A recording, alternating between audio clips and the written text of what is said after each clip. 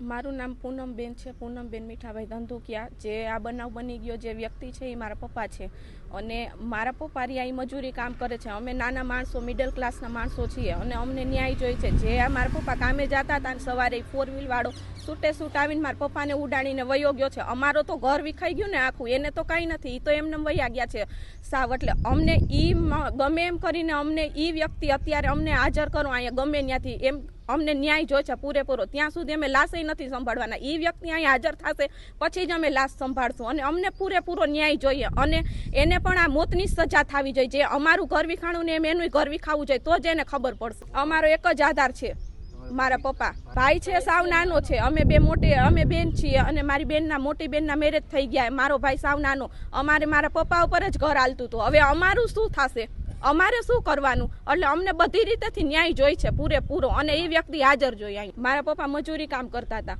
સાંજ સમાચાર ફેસબુક પેજને લાઇક કરો, વિડીયો શેર કરો અને વધુ વિગતવાર સમાચાર માટે sanssamachar.net વિઝિટ કરો.